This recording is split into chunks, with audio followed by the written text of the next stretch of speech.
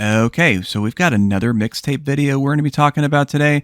This was actually a really interesting story. But if you haven't seen my previous video that I did talking about mixtape, I got it right above there if you want to check that out. It's about why I'm not planning on playing the game, so I recommend you give that a look. It's not going to be for the reasons that you think it's going to be. But we're going to go ahead and talk about this here because it says mixtape publisher tells fans not to worry about the game being delisted, which of course would be a serious concern when you consider that this game does have a lot of licensed music to it. That is something that people would be concerned about, that the game could either be delisted entirely or have songs removed from it or something like that because of music licenses inspiring. Interestingly, though, this game managed to pull something off that one of the biggest game companies out there in the entire world, a little tiny company over the pond called Rockstar Games. You might have heard of them. You might have played one or two of their games before. So what exactly did they do? Well, we're going to talk about this tweet here where they said, "We heard some people say Mixtape would be delisted due to music licenses expiring. That was a lie. Have a great weekend, everyone." So either they're lying or they have some kind of special licensing agreement with this game that most games do not. A perpetual licensing agreement, which means that we won't ever have to worry about the game being delisted because of the music license expiring or about any kind of modifications being made to the game due to those expirations. So that's really interesting. It makes you really think what kind of deal they have behind the scenes. It also makes you wonder because some people, of course, accuse this game of being an industry plant. This kind of like adds a little more fuel to the flame, if you will. But I digress. We're going to go ahead and take a look at all the songs that they have here on the mixtape soundtrack. Got a lot of music from the 1980s and 90s, from that era. The game, of course, takes place during the late 1990s. So that would make a lot of sense. A lot of the songs were either still fairly recent for these kids at the time or were more nostalgic throwbacks, probably songs that they loved when they were younger that they threw in there. So, of course, we've got Joy Division, Devo, The Cure, The Jesus and Mary Chain, Lush, The Cheelites, Mitch Murder, Mondo Rock, Stan Bush, BJ Thomas, Portishead, Silverchair, The Smashing Pumpkins, Iggy Pop, Alice Coltrane, Roxy Music, Susie and the Banshees, Rainbow, Harper's Bazaar, John Paul Young, David Gray, Stan Bush, Abrahams and Mole, and All Clear, Bertrand Dolby, Curtis Dunn, The Eye Gougers, and Wooden Sword. So that is the complete soundtrack of the game, 28 songs in total, which is actually just slightly more than the number of songs that got removed from two particular GTA games when they did some of the re-releases for those games. So whenever they did the mobile versions of Vice City as well as San Andreas, a lot of songs had to get removed. And then, of course, that remained in the case of the Definitive Edition, also known to some of us as the Defective Edition.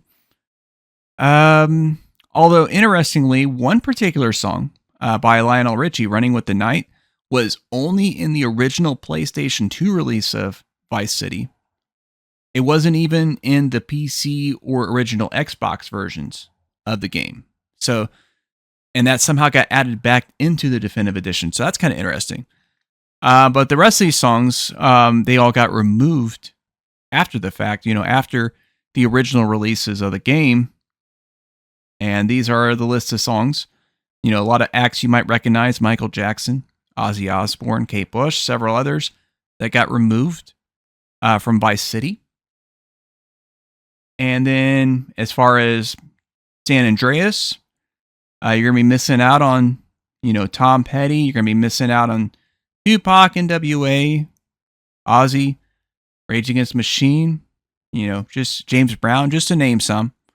All these got removed from those releases. Rockstar, apparently, for whatever reason, whenever they negotiated their original music licensing deal, I guess you could say maybe the music industry was a lot more powerful back in those days. People were still buying CDs. If they were downloading music, it was illegally on Napster. I don't know. I guess Apple Music might have been around. At least it was during San Andreas. I don't know about Vice City. Um, but obviously music was still heavily on like albums, CDs. I think cassettes were on the way out at the time. Vinyl was kind of a distant memory, but obviously we know it came back, of course, naturally. And so it's definitely a very different time. I guess the music industry might have had more power, more influence, and the licensing agreements they probably did back then maybe were a little more strict in terms of the game software. We also have to consider back then, of course, games weren't typically digitally distributed like they are now, where, that was basically a non existent thing back then. Nowadays, it is the way that most gamers, I've heard some people claim that 85%, 90% of all sales now is digital sales for games. I don't know if that's accurate, but I believe, it's definitely more than 50% for sure. Most people I know, when they buy games, they buy digitally for the most part, even on consoles. Especially on PC, obviously. On PC, it's probably like 98% digital easily, if not more. But I guess, the point is, things may have changed, but I don't know why Rockstar couldn't have negotiated these songs to come back. Same deal with like, Tony Hawk. Whenever they did the Tony Hawk remasters, several songs got removed from those games and they added songs, and it's just really weird. It doesn't make it the same game anymore. It really doesn't. It's like well, I guess it's a remaster. It's not exactly the same game, but still the story still stands. It's not really the same anymore. So I really want to know about the details behind this deal because, how did they manage to have this perpetual license for music? Has this always been an option for these game companies? Have they maybe cut corners so that they would be able to get away with the cheapest thing possible? Maybe the business model is a little antiquated. Like, even though digital distribution is kind of the king now, they're still doing some practices like this that kind of harken back to the original era of video games when most people that were playing video games were playing it off of a cartridge or a disc that they had to get from a store, or they had to rent it from a store, which renting it, of course, is something that people don't really do anymore. I guess there's GameFly still technically, but I digress.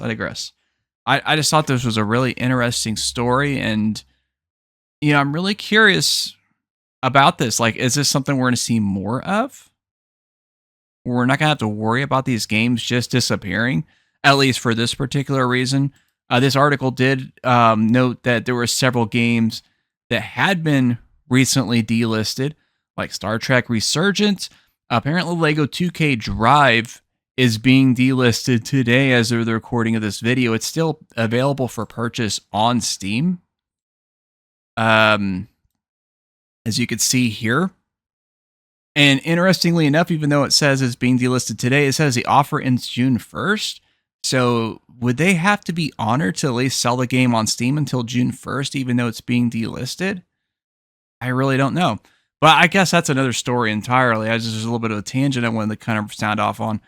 But it's good, I guess, at least if you're interested in maybe checking out Mixtape 5 years from now on a 80-90% off sale on Steam. And you're just like, oh, yeah, I remember that game from way back in the day. I guess I'll go ahead and pick it up for a couple bucks, and check it out. At least you'll still have that option. You won't have to worry about that being a problem. This Star Trek Resurgence, this was a game I actually wanted to play. They had a sale recently. It was like a 75% off sale or something like that. I was like, okay, I almost thought about pulling the trigger, but now it's no longer available. So I guess, gonna have to sail the seas if I want to play that one. It never got a physical release, so what else are you supposed to do, right? But I hope you guys enjoyed this video. If you did, please be sure to check out the most recent video that I did that's right above my head there.